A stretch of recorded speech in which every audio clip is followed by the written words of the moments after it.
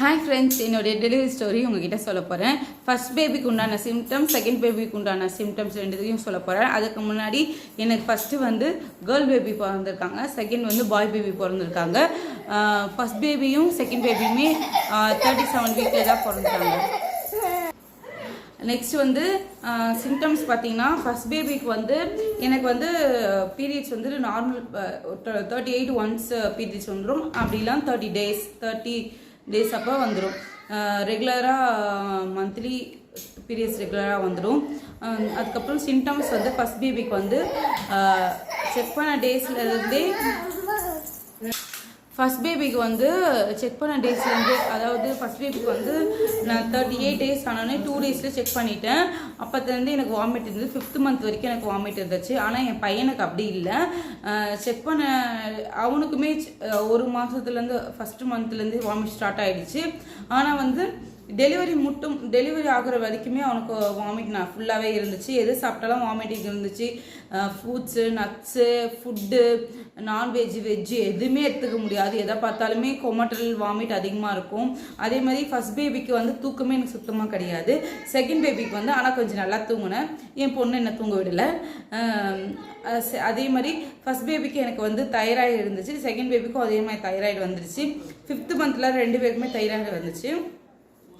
ரெண்டாவது பார்த்தீங்கன்னா, ஃபர்ஸ்ட் பேபிக்கு வந்து பிடிக்காத ஃபுட்டு என்ன பார்த்தீங்கன்னா, முட்டையும் கீரையும் பிடிக்காது. ஆனால் செகண்ட் பேபிக்கு அப்படி இல்லை. அது அதேமாரி 2 ஃபுட்டு பிடிக்காம தான் இருந்துச்சு. ஆனால் வந்து இவனுக்கு எல்லாமே எது பார்த்தாலுமே எனக்கு வாமிட் வர மாதிரி இருந்ததுனால கொஞ்சம் ஒரு மாதிரி டென்ஷனாகவே இருந்த மாதிரி இருந்தால் இதுதான் சாப்பிட்றது அந்த மாதிரி ஃபீலாக இருந்துச்சு.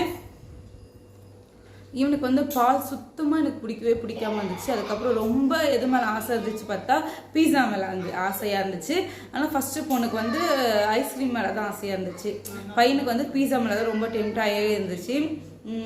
அதுக்கப்புறம் வேறு என்ன சொல்கிறதுனா, வெயிட் பார்த்தீங்கன்னா 2 பேருக்குமே 15 கிலோ தான் வெயிட் ஏறினேன். அதேமாதிரி டெலிவரி ஆனது பார்த்திங்கன்னா, என் பொண்ணுக்கும் 37 வாரத்தில் டெலிவரி ஆச்சு. என் பையனுக்குமே டெலிவரி 37 வாரத்துலேயே ஆயிடுச்சு.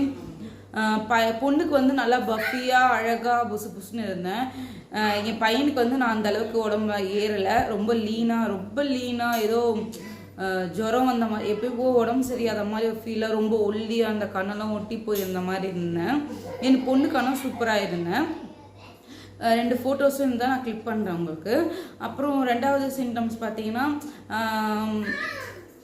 ஹார்ட் பீட் பார்க்கும்போது யூடியூப் சேனல் நான் நிறைய பார்த்துருப்போம். அதில் ஹார்ட் பீட் சொல்கிறது கரெக்ட் தான். என் பொண்ணுக்கு வந்து 150க்கு மேலே தான் இருந்துச்சு ஹார்ட் பீட் ரேட்டு. அதுக்கப்புறம் என் பையனுக்கு வந்து 146 அந்த ரேஞ்சில் தான் இருந்துச்சு. அதேமாதிரி நிறைய சிம்டம்ஸ் பார்க்கவும் நாங்களே பிஃபோராகவே கண்டுபிடிச்சிட்டோம் பையனாக தான் இருக்கும் அப்படின்னு சொல்லிட்டு. என் பொண்ணு வந்து புரட்டாசி மாதத்தில் பிறந்தா, என் பையன் கார்த்திகை மாதத்தில் பிறந்தான். இவனுக்கு வந்து மழை கொஞ்சம் கம்மியாக தான் இருந்துச்சு. என் பொண்ணுக்கு நிறைய மழை இருந்துச்சு. அதுக்கப்புறம் வித்தியாசம் பார்த்திங்கன்னா, நல்ல ஃபுட்டு நல்லா காரமாக சாப்பிட்டேன் என் பொண்ணுக்கு. இவனுக்கும் காரம் பிடிச்சிது. பட் ஆனால் வந்து எதையுமே ரொம்ப விரும்பி சாப்பிட பிடிக்கல, அதுதான் சொல்லணும். 2வது என் பொண்ணுமே 37 வீக்கு, இவனும் 37 வீக். 2 பேருமே ஏன் 37 வீக்லேயே டெலிவரி ஆகிட்டாங்கன்னா, எனக்கு வந்து பெயின் வந்துட்டே இருந்துச்சு. என் பொண்ணுக்கு வந்து 2 டைம்ஸ் தான் ஹாஸ்பிட்டல் அட்மிட் ஆனேன். என் பையனுக்கு வந்து ஃபஸ்ட் டைம் வந்து நச்சு வலின்னு சொல்லுவாங்க, அது தெரியாத போய் நம்ம அட்மிட் ஆனதுனால ஆனேன். அதுக்கப்புறம் டெலிவரிக்கு தான் போனேன். என் பையனுக்கு அப்படி கிடையாது. 3 டைம்ஸ் அட்மிஷன் ஆகிட்டு 32 வீக்ஸ்லேயே ஃபஸ்ட்டு டெலிவரி வலி வந்து தலையும் கீழே இறங்கிடுச்சு. ஆனால் பாப்பா அப்போ வெயிட் இல்லை. அப்போ டாக்டர் அதுவாகவே உங்களுக்கு பெயின் வந்துட்டுருக்கு, அதனால் மாத்திரை கொடுத்தாங்க. அந்த மாத்திரை ஸ்டாப் பண்ணோன்னே பெயின் இல்லை. அதுக்கப்புறம் திருப்பியுமே 34 வீக்கில் எனக்கு வலி வந்துச்சு. அப்பயுமே டாக்டர் வந்து வெயிட் பண்ணி பார்க்கலாம் அப்படின்னு சொல்லிட்டு 2 டேஸ் திருப்பி டிஸ்சார்ஜ் பண்ணிட்டாங்க. 37 வீக்கில் எனக்கு லைஸாக மூமெண்ட் ஸ்லோவாக இருந்த மாதிரி இருந்துச்சு.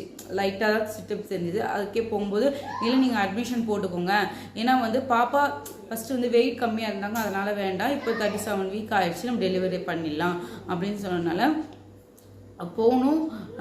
மார்னிங் செவ்வாய்க்கிழமை திங்கக்கிழமை தான் என்னுடைய டேஸ் வந்து.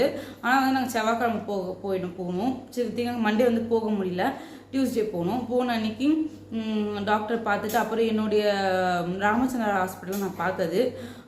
அப்புறம் என்னுடைய டாக்டர்கிட்ட ஃபோன் பண்ணி நம்ம ரெகுலராக ஒரு மேம் பார்ப்போம்ல, அவங்க ஃபோன் பண்ணி கேட்டு அவங்க அட்மிஷன் போட சொல்லிட்டாங்க. அப்புறம் இல்லை நாங்கள் நாளைக்கு வரோம் சொல்லும்போது கூட அவங்க இல்லை வந்து பாப்பா மூமெண்ட் ஸ்லோவாக இருந்தால் நம்ம உடனே டெலிவரி பண்ணிடணும் சொல்லிட்டு அப்புறம் நல்லபடியாக அன்னைக்கு போயிட்டு ஈவினிங் வந்தோம். செவ்வாய்க்கிழமை ஈவினிங் போய் சேர்ந்தோம்.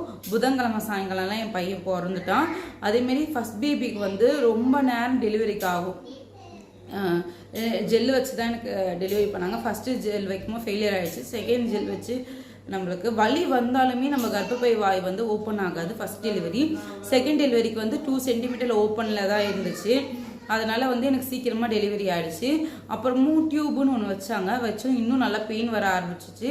அதனால் ஃபஸ்ட் டெலிவரிக்கும் செகண்ட் டெலிவரிக்கும் பார்க்கும்போது இது 1 டே தான் பெயின் இருக்கும். ஆனால் இந்த பெயின் எப்படின்னா நல்லா இருக்கும் அப்படின்லாம். ஃபஸ்ட்டு வந்து பெயினா அப்படின்ற மாதிரி இருக்கும், இது பெயின் நம்ம தாங்கிக்கிற மாதிரி தான் இருந்துச்சு, பரவாயில்லையா இருந்துச்சு. ஆனால் 2 பேபிக்கு டெலிவரினா அது கஷ்டம்தான், ஈஸியெல்லாம் சொல்ல முடியாது.